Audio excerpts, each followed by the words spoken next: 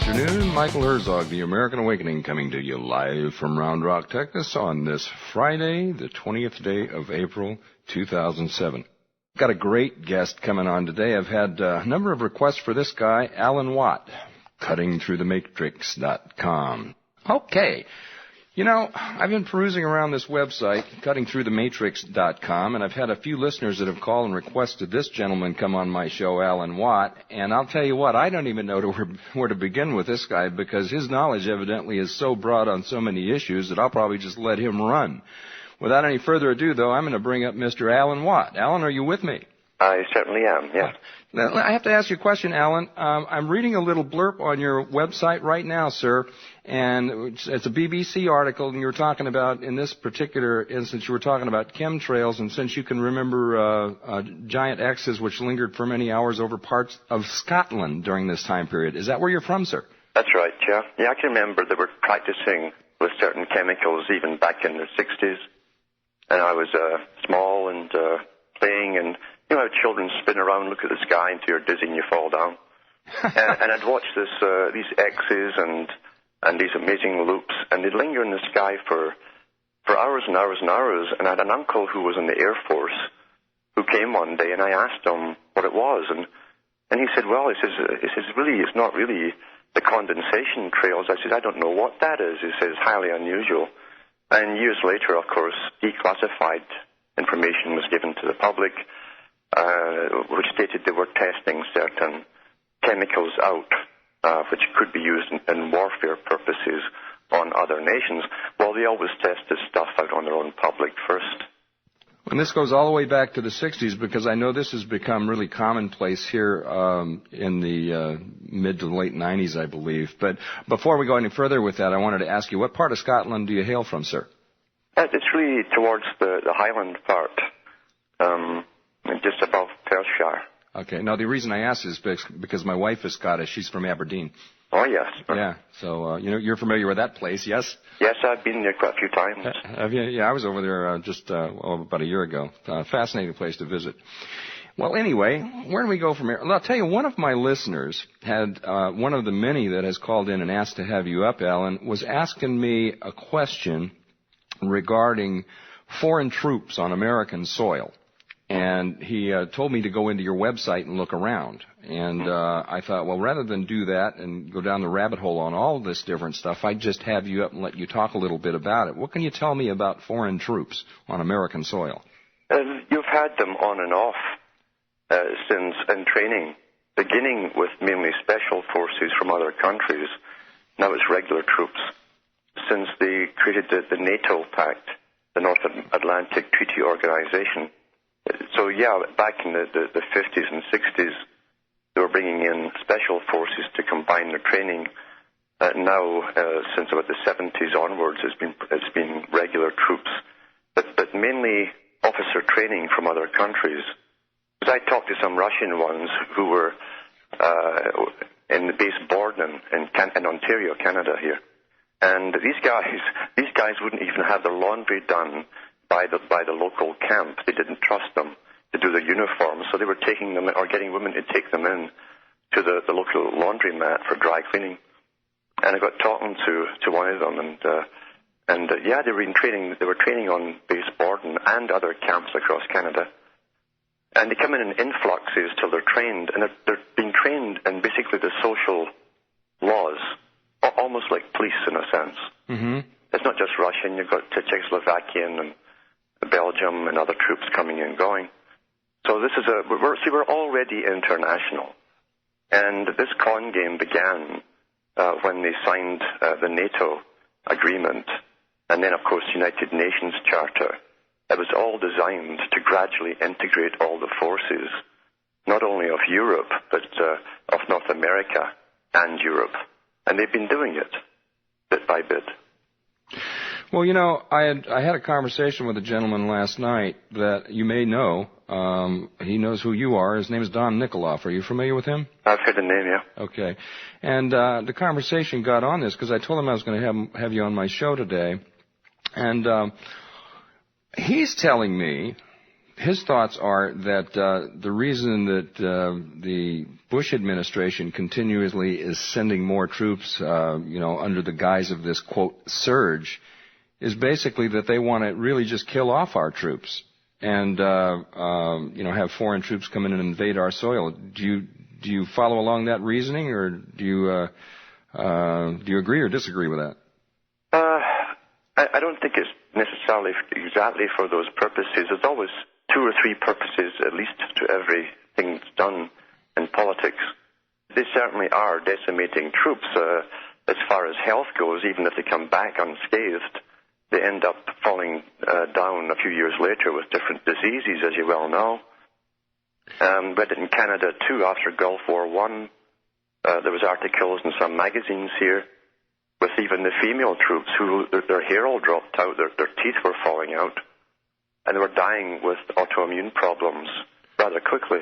And this probably would be related to the inhalation of depleted uranium, yes? I would say that's maybe one part, but primarily, since that's in the media, I'd strongly suspect it was also the inoculations, because some of them even came down with all of these symptoms who actually got the inoculations but didn't go abroad. So I think the inoculations have a big part to play in this, too. Yeah, well, that would make sense. But I do know that Kissinger, for instance, who was a big planner for long-term strategy, who was in all the top NATO meetings, and I'm sure he still is, and Brzezinski and all the rest of them, but Kissinger did say that one day United States citizens would welcome foreign troops coming in under the right circumstances. And he gave a speech in California to that effect. At the time, people poo-pooed it, but really, with all the disasters they have planned and have told us of all the disasters to come with global warming and famine shortage and all this kind of stuff, yeah, people could be brought to their knees and would hail these people as victors and helpers as they started passing out food, Well, but is that not by design, though, Alan? Sure. Oh, yeah. Yeah, I mean, this is, and I mentioned this on my show the other day, it's almost like with all of these events that are going on, they're fighting us on every angle. We've got the North American Union that, that Bush signed this treaty with your country, Canada, as well as Mexico back in 2005, and we've got this influx of these illegal immigrants coming over the border. Matter of fact, right now we're fighting this thing with the truckers there. Bush has signed another agreement to allow 100 different Mexican trucking companies to come in here and drive their trucks on American soil. I mean, they're just coming at us at all angles, and it seems... Yeah, because this is the thing, too. This is not new. It's military planning long term. That's how the world really is run. It's not politicians that you think you vote in. It's they simply go into a pre-existing agenda. And you go back to the Council on Foreign Relations books, and the Royal Institute of International Affairs. It's the same organization, but the CFR is just the American branch. It doesn't sound too good to have the American Royal Institute, you see. So they call it the Council on Foreign Relations. And they were putting books out in the 1930s talking about the future of the Americas. And they said there would be, starting with a European Union, that would happen after World War II. Some of these books were printed in the 1930s, and I have them. That would be followed by the United States taking over as the policeman of the world for a period. And they'd have a few short conflicts. They would start failing financially, then they'd rally again, seem to be winning, and then they'd collapse internally through economic collapse. And then China was to take over as the policeman of the world. This was in 1938, this book was written. Now, this book has documented they have planned out the eventual collapse of the American economy and the whole, in your estimation, Alan, because we hear we hear the war drums beating about Iran and, the nuclear weapons and all this poppycock that they're going to have nuclear weapons and, start bombing people.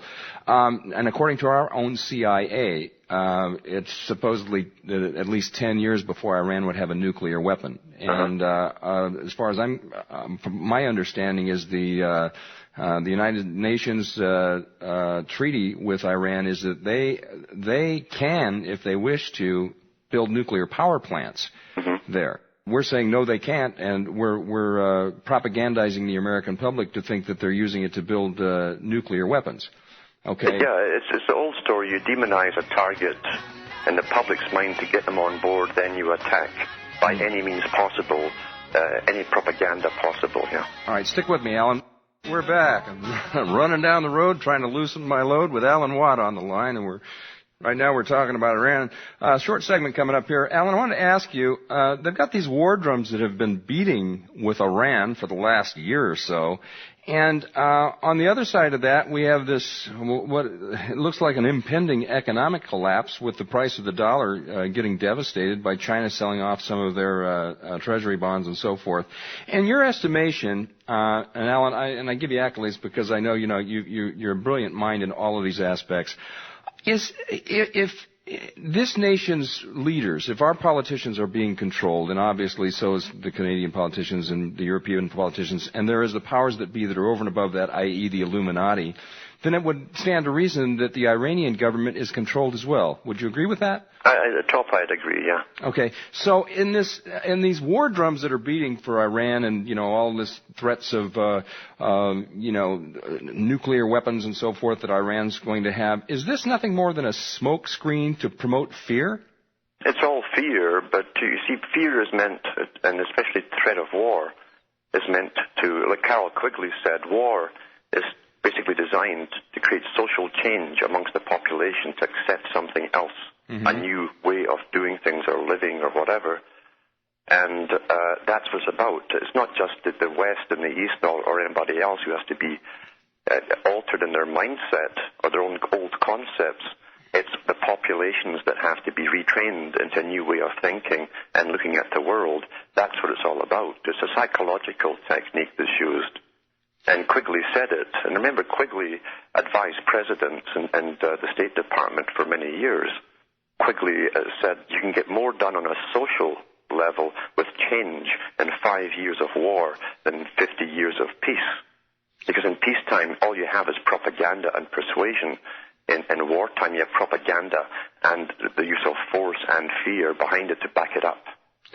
Well, so the world has to change into a pre-planned direction, and it's the populations who must go along with it, thinking it's all developing naturally.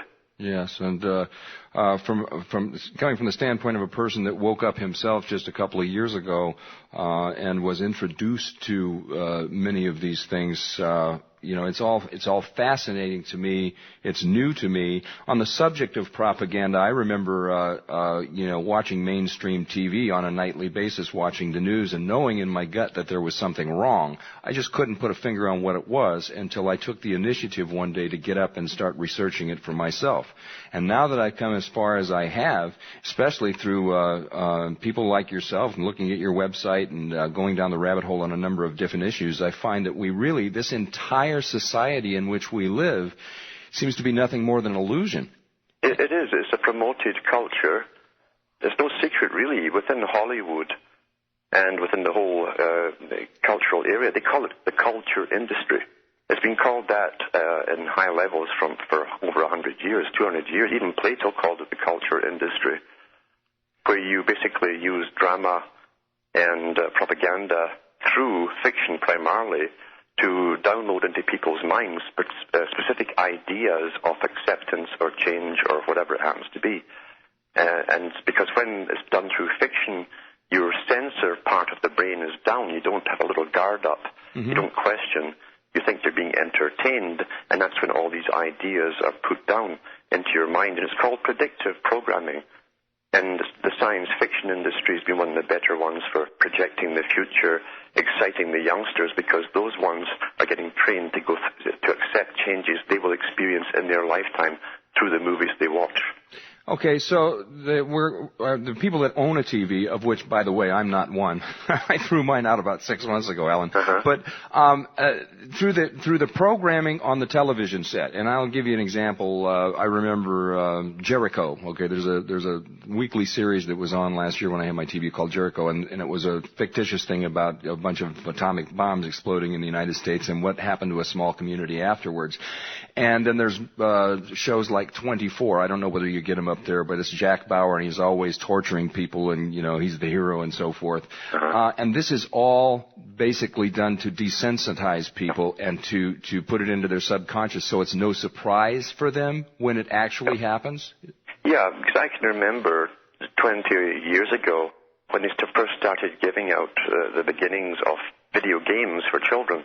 There was just little snippets in the news at the time concerning the right or the wrong of doing this, because they had been created to train troops and desensitize them so that they could go into combat and kill without thinking.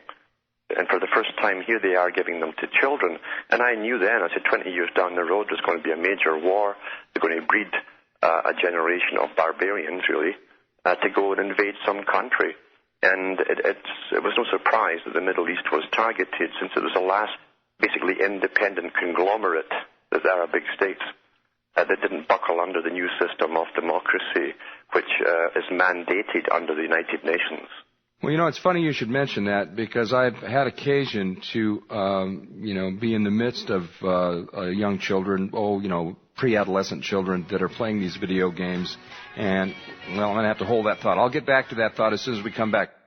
All right, we're back. Michael Herzog with the American Awakening. And for all my listeners out there, yes, we did change some music around. Anyway, long segment this time, Alan. Let's get back to what I was talking about. On this video game situation, as I mentioned, I had occasion to, on a number of different occasions actually, sit down with my stepchildren and play these games. And it seems to be, I mean, it quickly becomes an addiction, because I notice that if I'm doing it and if somebody bothers me in the middle of a game, it aggravates me. This is pretty much by design. They have introduced this stuff to regiment our children to desensitize them, if you will, so when it happens for real, that they will consider it a video game, you think? Yeah, what happens is, you see, they studied during World War II, especially, they were doing it since the American Civil War, when they found out that only a fraction of the troops who were dead on a battlefield had actually fired their rifles. And we're keeping statistics from the Civil War of America. And in World War II, they were also doing it, they're trying to find ways to speed up the killing rate of the troops. And so they studied how men are in combat. And they monitored some of them too. They actually wired them up with basic electronic gear to test the electric frequencies going through their skin, for instance, and how their reaction times were, how they related to each other in combat. And so they tried to emulate the speed, especially, of things occurring. And when you were in that situation like that, you're excited, your adrenaline gets up. You can actually promote a technique to get your adrenaline up, and they're using a visual technique to do that. Your body almost follows suit into a fight or flight type of syndrome, a survival syndrome, and everything is so quick. And that's why even in combat you can't have someone trying to chat to you if there's enemies coming from different directions. And so, yeah, they will get aggressive to anyone who tries to interfere with them. They're hooked. They're into a fight or flight syndrome, and they've been conditioned to get from the beginning to the end and kill as many as possible. That's the whole intent of it. Yeah, that would explain it. I mean, I've perused the internet and seen some of these videos that from the war in Iraq, where these soldiers, American soldiers, are blowing up a building or whatever, and it seems that they're really getting excited about it. They love doing it. Yeah, they are excited. We also saw that when they burned down the Waco church. They're very enthusiastic when they went in. However, at the very end, when they set fire to it all, with tanks and all the rest of it, we saw them actually bowing to the fire in the old high Masonic salute. They all bowed to the fire, So they enjoy this kind of thing once they're into it. Yeah. That's amazing. Well, listen, on the subject of the programming and video games and so forth, as I was perusing through your website, Alan, I ran across this segment on movies. And I wanted to ask you, because there's a number of them, some of them of which I've seen. Matter of fact, one of them I just promoted yesterday that I would think all my listeners, if they haven't already seen it, need to go see, because I think it's a great analogy for what kind of a world we really live in, and that's the movie They Live. You're familiar with that one. Oh, yeah. It's a great movie, great analogy of the illusion of which the powers that be are painting that we live in, or making us think we live in. And it's not until you put the glasses on that you see what's really going on. But my question to you regarding this, there's a number of them. There's They Live, there's Soylent Green, Eyes Wide Shut, The Matrix, Matrix 2 and 3. My question to you is, in your opinion, Alan, do you think that these movies are put out by the industry as a hint, or as a what's the word I want to use? Predictive programming, really. Right. Or is it some people in the movie industry that know about, the New World Order, the Illuminati, if you will, and they're trying to warn us? Well, I've always said the one thing we do know is that Hollywood, they don't come out with these futuristic movies that we end up eventually living through in reality because they have better imaginations or they're better writers. It's because they're let in on the agenda, the world's agenda. They get their stories from men and women who work at futurist societies, which are employed by the big think tanks. And so that's where their ideas are coming from, basically. There's always a few ones that come out and generally not promoted too widely, which has good information in them. They're not promoted from the top, but they do give a good insight. But I'd say some of the biggest ones definitely have to be... See, all publications, whether it's movies or books, have to be authorized to get out there. That's what the public don't understand. Even the ones that appear to be fighting this, because we're looking at a dialectical process here. How publishing companies work, and George Orwell found out, he was one of the first ones to find out. It doesn't work the way Joe Public thinks it does, where you right away you scribble something down and send off your manuscript hoping a publisher will take up on it and fund it and put it out for you. They work as censorship houses to see what the public will get. And often the publishers will come to a person, an author, and tell him what to write, in fact. So there's that's the reality. So there's a number of filters that something would have to go through. If you sat down and wrote a book and you wanted to make a movie out of it and you sent it off to, ABC producer, even if he wanted to make it into a movie, he has to put it through certain filters, Absolutely.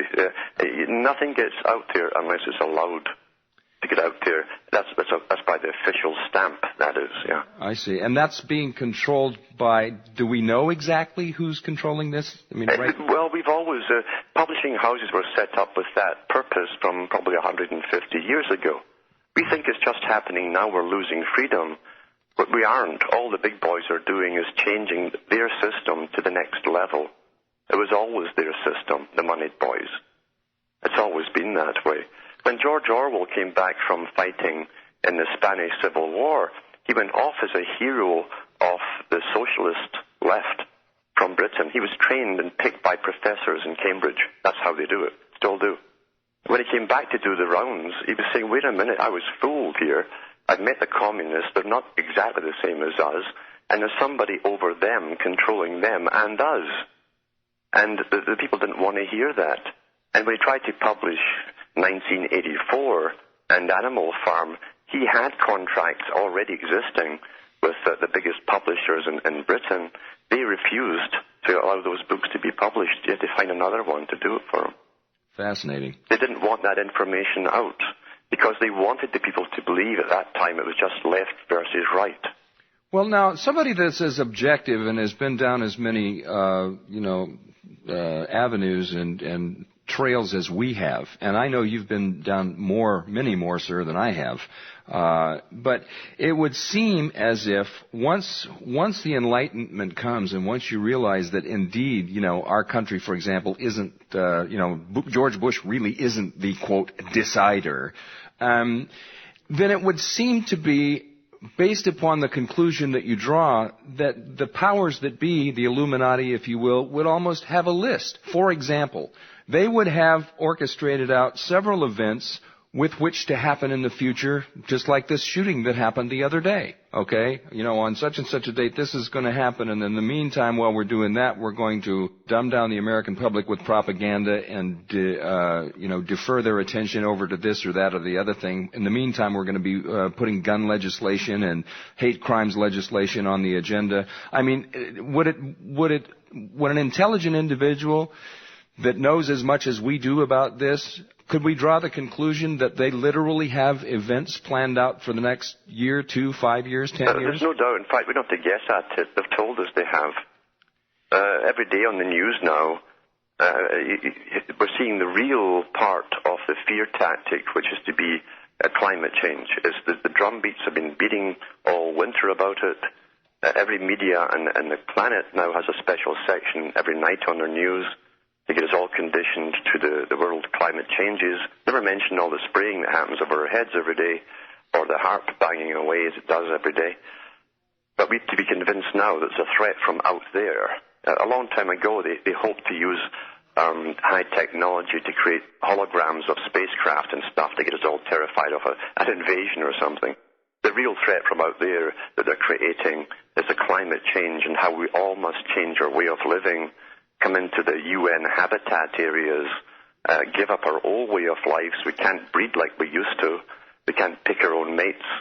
In fact, they even screen you for genetic, what they're calling abnormalities or defects. We're well on our way to a new type of society that will serve the elite better for the future that they have planned. We're watching, it's not just the immediate things next year or in 5 years' time. These guys have the next 100 years or more mapped out. And from the mindset of a layman, which I consider myself to be in a lot of areas, I mean, it's so fascinating, it's so unbelievable that it's really hard to digest. And I'll give you an example. There's a movie that came out last year, and I believe there was an award won for it called An Inconvenient Truth. And it's Al Gore, and it's about global warming. And ultimately, there's, a global tax that's involved that they're beating the drums for and so forth. But again, this is all part of the plan. It's all part of the plan, and he was picked for that role. He doesn't write his books. None of them do. They're all ghostwritten for them. And with teams of authors, and it was the same back in H.G. Wells' day. So they give us the heroes to follow, or the ones who terrify us and become leaders in a certain area. But yeah, this global warming is to change everything in our lives, and they now must convince us that we are causing it. The public are causing it. That's their job. And how we must stop being independent and come into the habitat areas where experts will decide for us how we live in every facet of your life. These guys are pretty slick and crafty, aren't they, Alan? Well, what you're looking for is typical military strategy. Mm-hmm. Wars don't go on just with troops fighting troops. That's what's portrayed to the people. Even in World War II, they were using bacterial warfare labs, viral warfare labs, and various scientists to try and find ways of destroying all the infrastructure of a nation, right down to mutating the genes in animals' brains, the cattle, for food. That was the same as mad cow disease, by the way, just coincidentally. They had it made in 1944. And other things which would kill the crops off so that you starve the people out. The next thing was how to contaminate water so that you couldn't drink it. The basic essentials for life, that's what they're all after. The UN wants the right to control and own and distribute all of them. They want total control of us, lock, stock, and barrel. And that brings up another issue, and we touched on this just a little bit when we started, because I read that excerpt from you where you were talking about you were a young boy in Scotland watching these experiments with the chemtrails. And I had a lovely lady on my show last week, Rosalind Peterson, who's was with the Department of Agriculture regarding this, and she's written several articles regarding this. The chemtrail spraying that they're doing, let's touch on that for a minute. I believe that you wrote an article about that. Am I right, sir? I've got a few, yeah. Yeah. What, in your estimation, forgive me, I haven't read your articles, but what, in your estimation, exactly are they doing with those to us? Again, it's probably multi-purposed, because we know for sure, just by observation, it controls the weather. It can either bring on rain or it can disperse clouds. It depends on the mix they're using. And they're using both methods. About 7 years ago, I first noticed thunderclouds would come. You get everything under cover. You get inside waiting for it bursting. You'd have silence for an hour. You went back outside, and you saw them disappearing. And all that was left was a few of these hazy contrails left, these chemtrails, in the sky.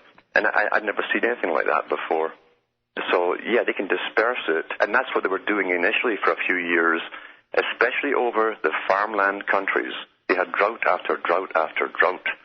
The clouds would come in, they would disperse, they'd have drought.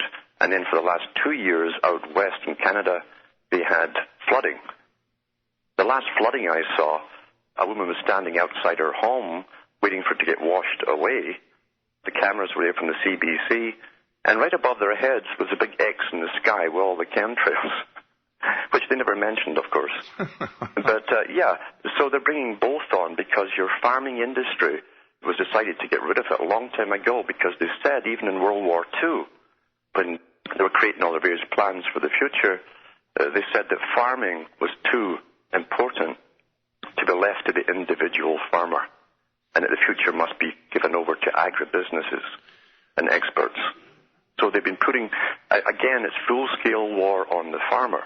Again, in World War II, apart from ways to decimate crops, to decimate the cattle for food, and so on, and make the people sick as well by aerial spraying, which was one of their main methods, they also discussed killing off the bees, which pollinate the crops for the farmers. Which is evidently happening now. So you're seeing all of the symptoms of a full-scale war, which they would use in any war, only it's worldwide now.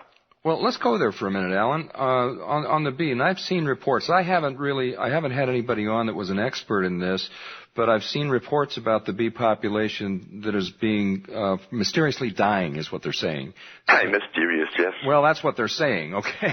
Yeah. And so your take on that is that these chemicals that are being sprayed in the atmosphere are what is killing them?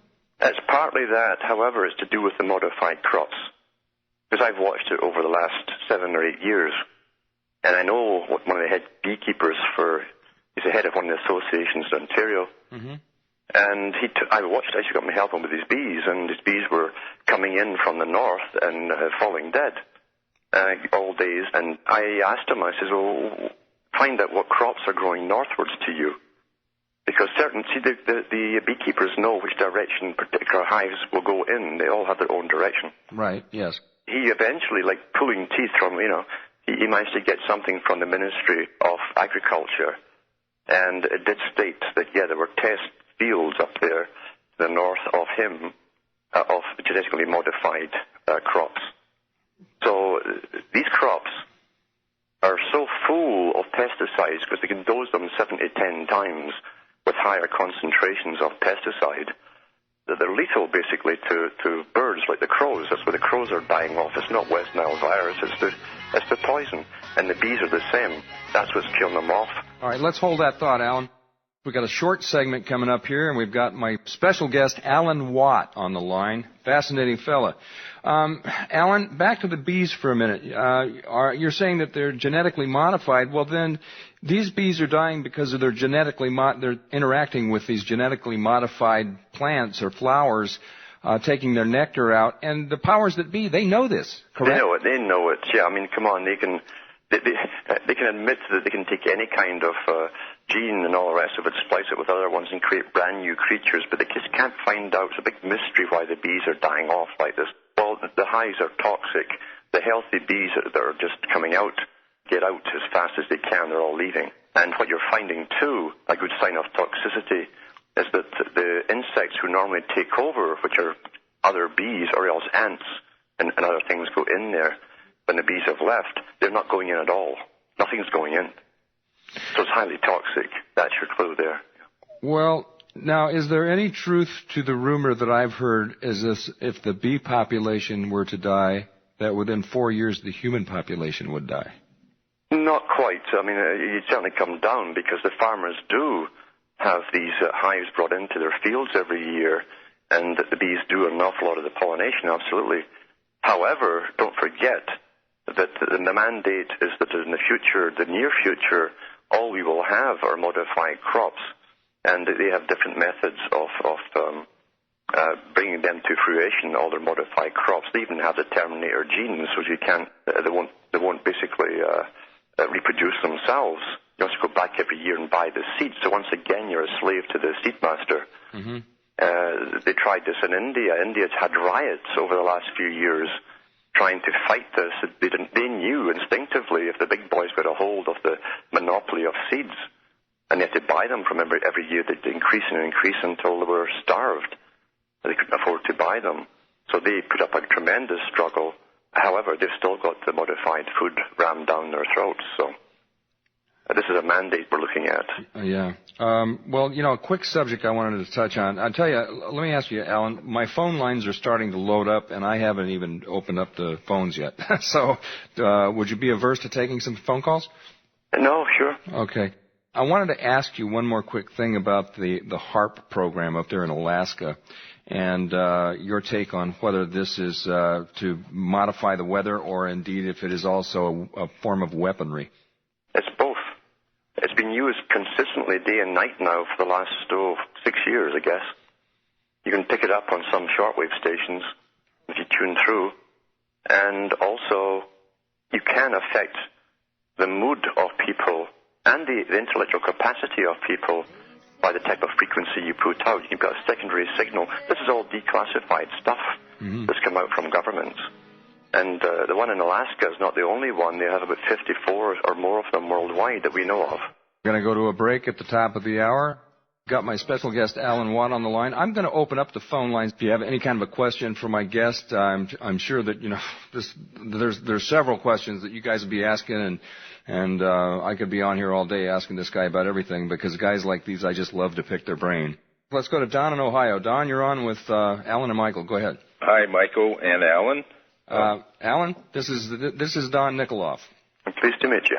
Pleased to meet you, sir. I've been reading your work. You're doing an excellent job, and I'm glad Michael was able to get you for an interview. Yeah, thanks. I hope it's not the only one. No. I wanted to ask if you were familiar with the Madrid Circular, which was discovered around 1950, and a subsequent book that T.H. Tetons came out with in 1953 called Germany Plots with the Kremlin. Mm-hmm. Yeah. Are you familiar, and do you put much credence in the information that came out? It seems to be quite prophetic. There was much better books put out, in fact. In fact, after I saw my first chemtrail when I was small, I went to the adult library and I got a book. It was by André Beauvre, the French general who was the head of NATO. And he wrote a book called NATO and Europe. And in that book, he gave all of the long-term strategy and why it must be so. His job was really to convince other lesser bureaucratic institutions to go along with this long-term world agenda. And he mentions how it must be played out to the public of the different countries.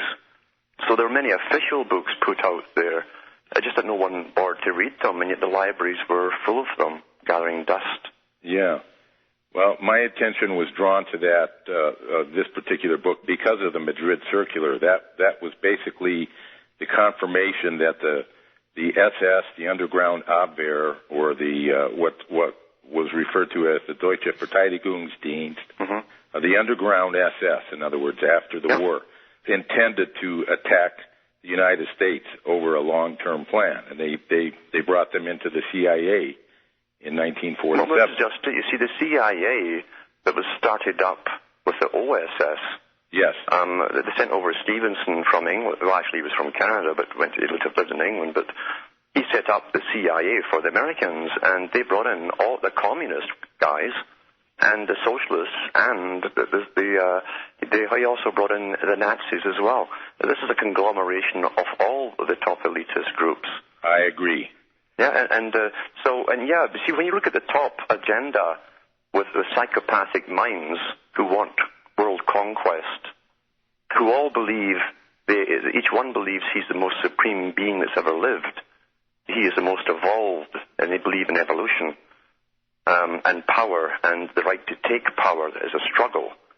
So it doesn't matter if they call themselves Soviet at the top level, or Nazi, or anything else. It's the same personality with the same a belief system, really, which is they are the most evolved with the right to dominate the rest and plan the lives of those underneath them. All right, I have to interrupt you, gentlemen. We have to go to a break. All right, we're back. Don, you have another question for him. Alan, you alluded to the fact that this is a long-term plan. Back in the early 1990s, it may have been right at 1990, in Long Beach, California, they signed off a 25-year lease allowing the Chinese to control the port of Long Beach. And instantly, COSCO was born. Now, what was interesting, I looked up the board of directors, and I found Alexander Haig was on that board. Do you see that as the setup for the sometimes predicted war that we're supposed to have in 2008 with China? It could be a war, but I think it's more likely it'll be a gradual, over a long period of time, simple takeover as more come in. Not only was Haig on the board, so was the ex-Prime Minister of Britain. That was Ted Heath. He was also on the board of it. This was, again, planned a long time ago. It's so amazing. See, this is where the Joe public cannot think. They don't think, like Brzezinski said, because they've been trained not to think. They've been trained to believe their media is keeping them informed and they tell them what's important. But if the media doesn't stress the abnormality or the anomaly of a situation, the public won't think about it. We've all lived through this transference of wealth to China through the GATT treaty. It took 50 years to set up negotiations and bureaucracies and laws to get China set up to be the manufacturer of the world. It didn't happen overnight. They didn't even have the people trained there. They were all training in universities in Canada and the U.S. as engineers and designers to go back. So that was a long-term strategy for that to happen. Now, isn't it odd, too, they're still labeled as a communist country? Yes. And here they are. You think about it, because you mentioned earlier in the show, and it was said so casually, that the import was missed. China took over from Japan as being the main holder of U.S. debt. Now, if you think your leaders would ever allow themselves to give to an enemy the purse to hold their long-term debt, that would mean your leaders were insane. These people are not insane. You don't give away your infrastructure, your means to defend yourself, never mind your economic system, to an enemy. That tells you that China is not their enemy, you see? Well, yes, and we know that Bush and Clinton have been involved in business with Li Ka-shing, too. Oh, yeah, they're all in cahoots together. And after they had their Tiananmen Square massacre, where the students tried to bring in some kind of Western type, again, that word democracy, we saw what happened to them. And then the president sent over his brother as the envoy to calm down the elites of China and say, don't worry, America's not too worried about what you've done here to the students. Trade must go on. Sure. Well, I want to open this line to other callers. So, Alan, pleasure meeting you. Hey, thanks, Don. I appreciate it. Hope we have a chance to speak again, and thanks a lot, Michael. Yeah, great point. All right, let's go to Mike in Pennsylvania. Go ahead, Mike. Alan. Yeah. By chance, have you heard from Jackie Petru lately? Not at all. No? She should be doing good, I hope. I don't know. The last talk I had on the radio, she got rather angry, and just that was it. Okay, well... I haven't heard from her since. Oh, okay. Back to the aerosolized spraying. Mr. Herzog. Yes, sir. Yes, you're down there in Texas there, and I'll tell you what, they are absolutely, positively stealing the rain down there. These aircraft that they send out for these storm fronts are injecting potassium hydroxide, which is a super moisture absorbent. And if you'll notice, look out the drought maps on the internet there, and you'll see right where they're bringing that road up through, there is a constant drought in that area. They constantly bombard the fronts that come into that NAFTA road they want to put up through there, that Texas corridor. So you Texans down there, instead of having a corridor watch, you better have a sky watch and get on somebody down there. These planes are UN-controlled. They have spoofer transponders on them, and the local radars will not pick them up. Really? Yes, well, I tell you, I don't want to disagree with you, Mike, but I will say this. I've been here now for about a month. And one of my complaints that I've had, coming from Arizona, which it hardly ever rains, one of my complaints that I've had is I haven't seen the sun. I'm seeing it today, but I haven't seen it for too many days. And although I'm not from here, and so I don't know what to expect as far as the weather, I can tell you in the past month it has rained here, at least in this area, it has rained probably 5 times. Well, sir, if you'll go down from the border there where they're looking to jump it with that road, it'll run up just below Austin there. They are super dehydrating that area so that the ranchers are going to give up and sell off cheap. They're making it so miserable down there that they'll sell it for pennies, and they know exactly what they're up to. And then the USDA comes in and tries to give them drought relief money. Interesting. Alan, you want to comment on it? Yeah, I know they're doing this. They did it in Canada too. In fact, the CBC, that's our BBC version, that's the government version for Canada of television and radio. They admitted 2 days ago, or stated, because they dictate to the public in these democratized countries, they dictated to the public that suicides amongst farmers are now labeled under a farming disease, under climate change, because they say so many of them are committing suicide now because of the continued or alternating droughts and then floods. Well, let me ask a question, gentlemen. The control, obviously, that they have on this specific area, is this due to what they're doing with the chemtrails, the HAARP, or a combination of both? It's both. It's both. Okay. Yeah. You'll find not only does it have the potassium in it, it's got aluminum oxide as well. That also is hygroscopic. It tracks moisture. In fact, what you're seeing, like even here today, they've been really going at it, spraying big time. There's puddles on the roads and in the fields, and yet the air is as dry as can be with a temperature of about 80 degrees. It should be humid now, and those puddles should be empty. The aluminum oxide and potassium brings the molecules of water right down to the actual ground itself. And so you're above the ground as you're standing there, you're breathing in dry air. Yeah. Wow. Well, anything else you have, Mike? Yes, don't be fooled by this tic-tac-toe stuff in the sky and the lines also that we have all seen. They also start spraying roughly 3 to 4 a.m. in the morning, and they lay down this haze pattern. Just because you see the tic-tac-toe stuff, they also have an intermediate spray pattern where they do like a pulsed spraying, and you get a really artificial, hard to designate if it's a real cloud or not. So don't be fooled by the tic-tac-toe stuff, and they spray sometimes from 5,000 to 8,000 feet. And these things, if you'll watch them, guys, they'll just roll and churn and boil. They're basically somewhat disappear and then evolve again. That is also a barium product there. And if you will look, one thing they won't tell you, it's not so much the CO2, but it's the actual ultraviolet compound. You have compound A, B, and C. It's the C that they're really trying to control, and it does cause blindness. But as Mr. Watts said there, it is a multi-pronged attack. Fascinating. I think we should go ahead. We'd also add on to that another purpose, because after 9/11, the next day, on Canadian television, I don't know if they showed it in the U.S., they often show us parts you won't see, but Rumsfeld was asked what he would do if another major attack happened on a city and caused tremendous panic. Would they try and flee? He said, we have vast volumes of aerosolized Prozac and Valium to spray over entire cities.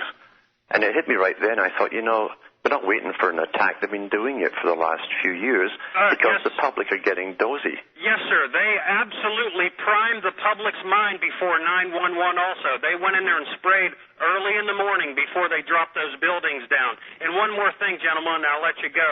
The massive, these boys have been funded. Wait a minute. Stop, Mike. You cut out there for a second. I don't know if you're on a cell. Repeat what you just said, sir. By by the way, the major upper respiratory troubles that they know that everyone's going to have from these sprayings is being covered by the American Lung Association, and they have funded it and saying the secondhand smoke is calling. That's right. Yes, they have. And gentlemen, I'll let you be. Hey, Mike, thanks so much for the call. Okay, let's see. Got about a minute before the break. I'm going to bring up, I got another call here, Alan. I'm going to bring up Bobby from Texas and hold him over if I need be. Bobby, go ahead. You're on with Alan and Michael. Yes, how y'all doing? Just talking about, you've been here for a month, you say. Yes, sir. I'll tell you what, before that month, we had been in a drought for 2 years here.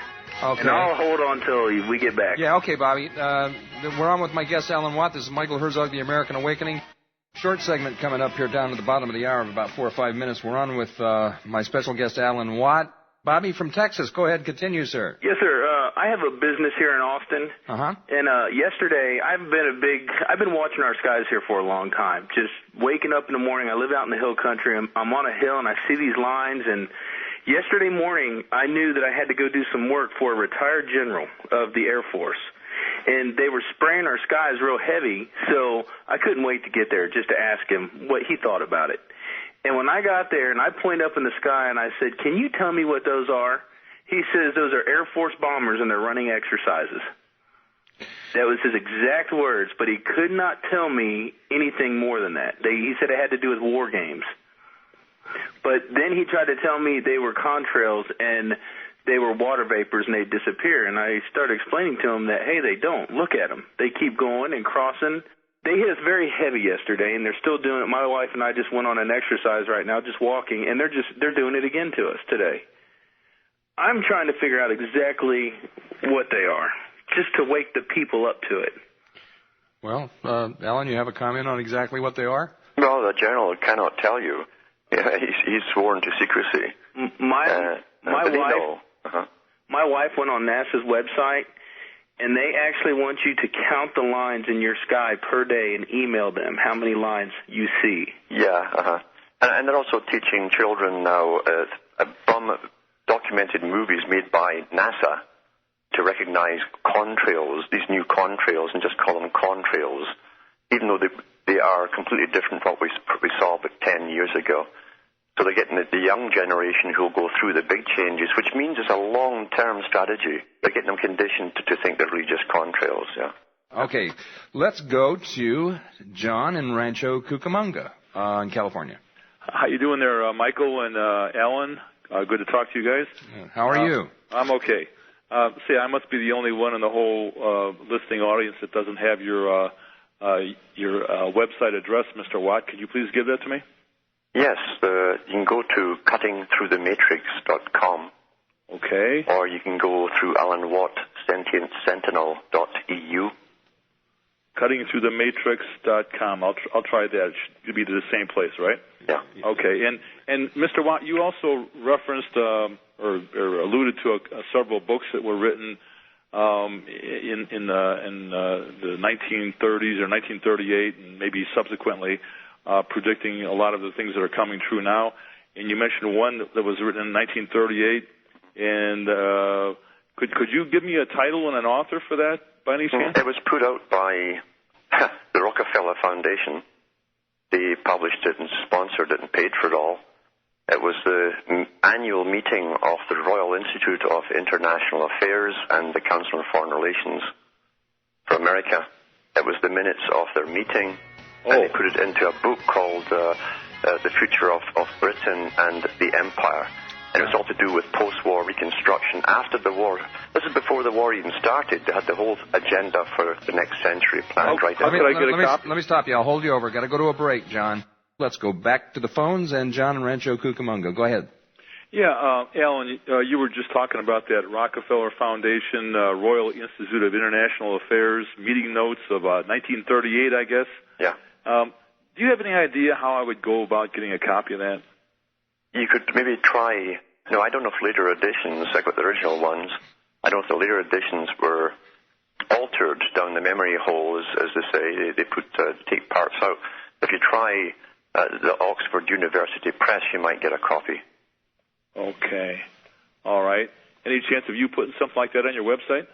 If I had time, I would. That's an honest answer. I like that. I'll tell you, John, you're going to get lost in this guy's website. Okay, yeah. It's a fascinating site. I've been messing around with it for. And I'd also get Jacques Attali's book, because that gives the future for the American unification and what's to happen as they come up from Latin America. Jacques Attali was basically the Kissinger of Europe, who spearheaded the Union of Europe. He was advisor to Francois Mitterrand, and now he's up there at the United Nations working. But he called his book Millennium, and written in, I think it was published in 1990. It gave the whole agenda with the borders coming down, when they'll come down. As the economy goes under, he said, in fact, the next boat people will see in the world will be those leaving the Americas looking for work abroad. Oh, and the spelling of his last name? It's Attali, Attali. Oh, Attali. And the book is called Millennium. Millennium, okay. All right, well, thanks a lot then, Michael and Alan. Good talking to you. Thank you very much, John. I appreciate the call. Without further ado, let's go to Richard in Texas. Richard, you're on with Alan and Michael. How you doing today, gentlemen? I just wanted to ask you, I called the other day, and you probably were a little rushed. You didn't have time to think about it. Maybe this gentleman can ask. You know, with all these new millionaires we have coming online and new billionaires, are they going to stand by and watch all their money and all their wealth be taken too from this, this group that wants to just reduce us all to peons? And I'll close with that, if you can answer that question. All right. Thank you, Richard. Alan, go ahead. Well, the millionaires are, see, $1 million is nothing nowadays, really, in the way things work. They're already having their global meetings and strategies, hoping they can invest in the right countries, meaning China, and they hope that they and their families will escape the worst of what's going to happen in the West. I know this because I've been asked to go and talk at some of these meetings in nice, exotic, faraway places. Yeah. So that's what happens. The millionaires they're already investing in China, and some of them are actually moving out.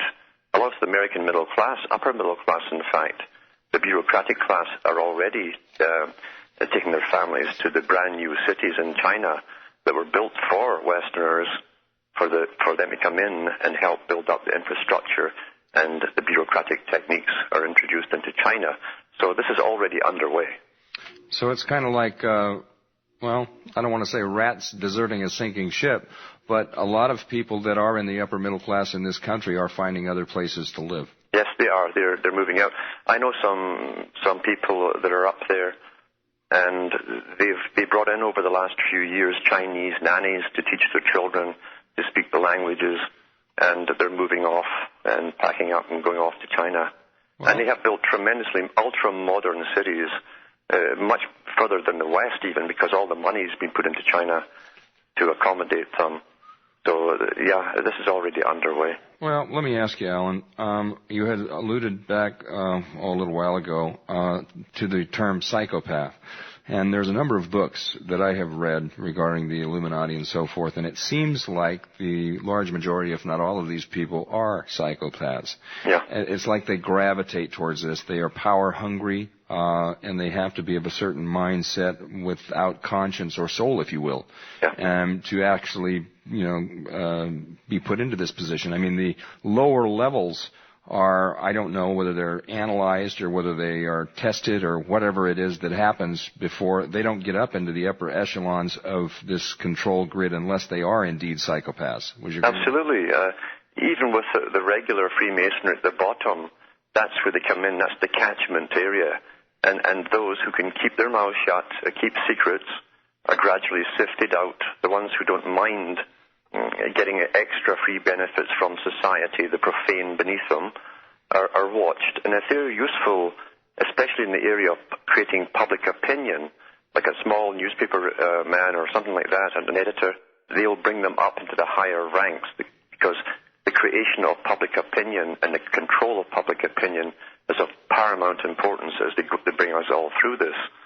So, they look for the psychopathic traits of people who don't have conscience, who can do the most terrible things and yet sleep it well at night without sleeping pills. That's the psychopath, egocentric, power-hungry, and no empathy for other people, but a fantastic show of empathy in front of the public. That's why psychiatry is well aware that the best politicians are psychopaths. They were labeled that long, long ago. That's a fact. So it's an individual that has no soul, no heart, and basically can act like they do. Incredible. They're the best actors in the world. In fact, it's a category of them classed alongside some of the best actors who also have the same traits.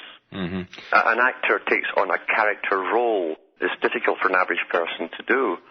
But a psychopath has no problem because they study other people and emulate how they react with each other, but they don't necessarily feel the emotion that's involved. Well, that brings up another question, Alan, and from your research, and obviously you've done quite a bit of it, how far, this is nothing new. No. How far does this go back into time?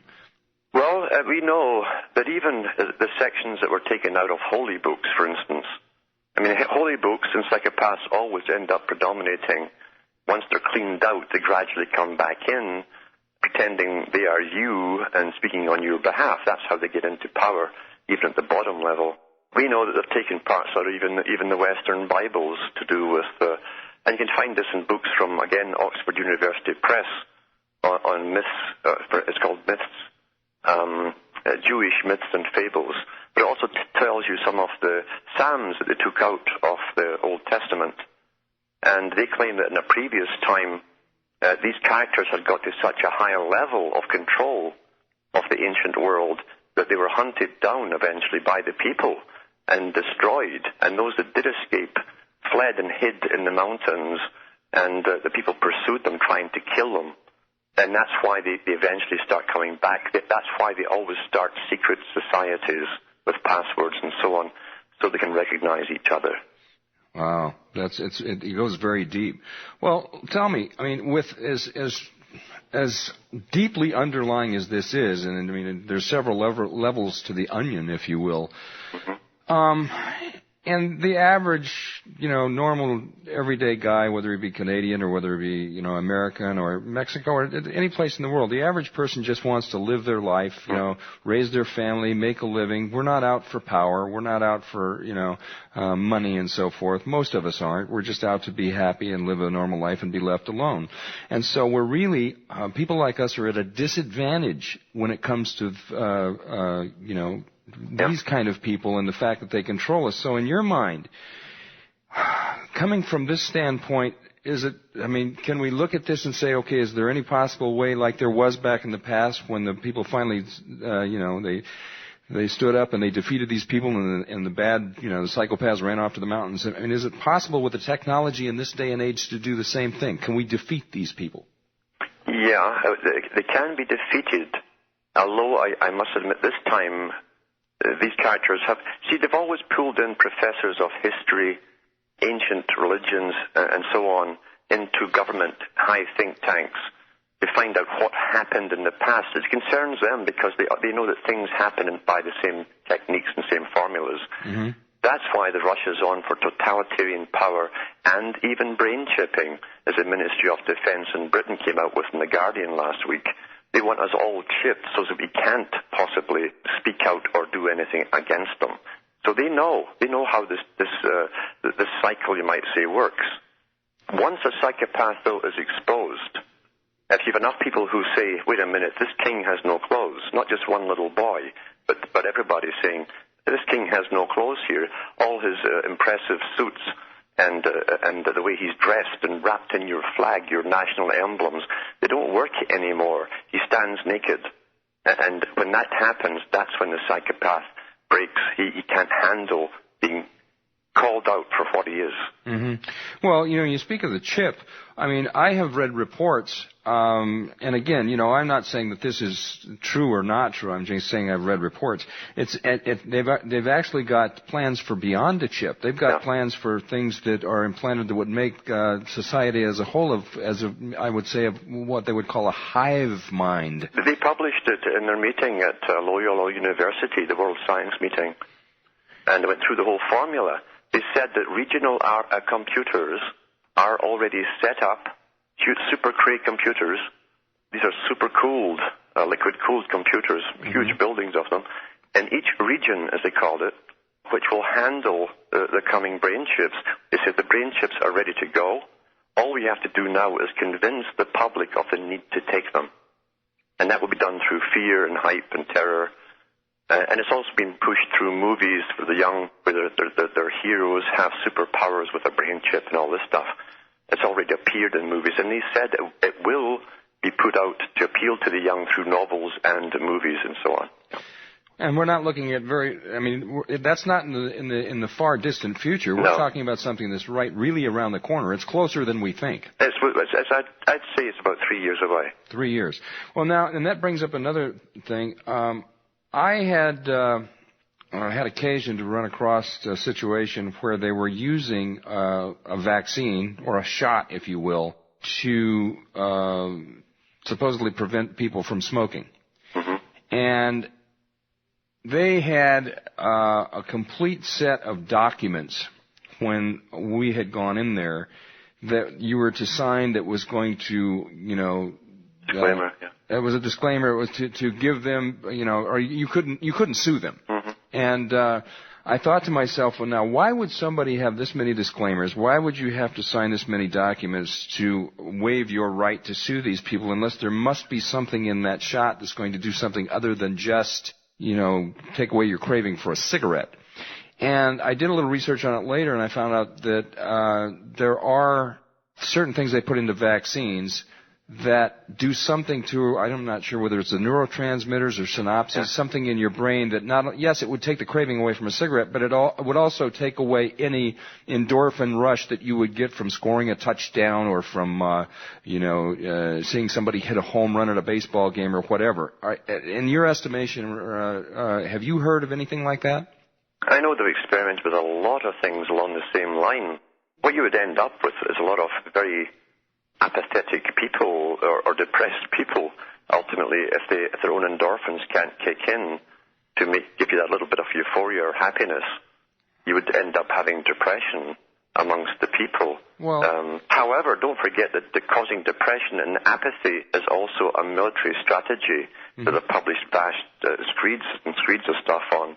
It's a known technique to create apathy amongst people. Right. Well, I think that we're under full-scale war from all the inoculations, to be honest, that they've been giving us for the last 60 or 70 years. I'm not sure about Canada, but I know here, before I threw my TV out, and I still hear from people the battery of commercials that they run here in the United States are just wall-to-wall prescription or drugs, psychotropic drugs or whatever, for whatever ailment that you could possibly think of. They're even manufacturing different ailments like, twitchy knee syndrome and so forth. See your doctor. And this is, you're talking about depression or whatever that's caused. Well, now they have a pill for that. Then the side effects from the pill that they take, they have another pill to take for that. And this is all by design because the pharmaceutical industries are making an abundance of money doing this. And there's also laws that have been passed to alleviate you being able to sue a pharmaceutical manufacturing firm for, in case there's a health problem by it. So, and again, this is all by design as well. They are, as you say, they're coming at us from all angles. Once again, they published some of the big boys at the top, Charles Galton Darwin, in the next million years, published about 1956. Went through that whole agenda of using drugs and chemicals and inoculations on the public to bring them down to a manageable level. Also helped sterilize a lot of them too. And of course, different techniques would be used and different excuses for the inoculations would be used to convince the public of its necessity. In other words, they would be lied to. But, we've been lied to an awful lot, believe you me. Well, Alan, speaking of, on the subject of being lied to, and I'm the first to profess that I only put on the glasses, if you will, a couple years ago. We got a break, then we get the final segment. But I'm going to talk to you a little bit about being lied to in a minute. Last segment, short segment, it's only about 4 or 5 minutes left. And, Alan, I wanted to make a quick comment on being lied to and then maybe have you give us some closing thoughts on your take on exactly where we're at in the world. So on the subject of being lied to, I woke up a couple years ago, and sad to say, after all the rabbit holes I've gone down and looked at the numerous websites, yours included, I'm beginning to realize you say that they lie to us quite a bit. I think personally that they lie to us all the time. I haven't seen them say anything that really I could consider the truth, Alan. Yeah. Everything that's put out is authorized to shape your mind along a predetermined path that we have chosen for you. And so what do we do from here?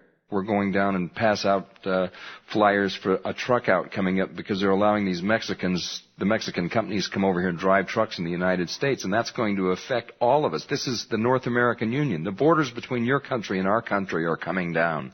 Yeah. And it's by design. You know actually, I can go further because it was announced in Canada after 9/11 that they call it CSIS here, which is our CIA. Is merged totally with the CIA of the U.S.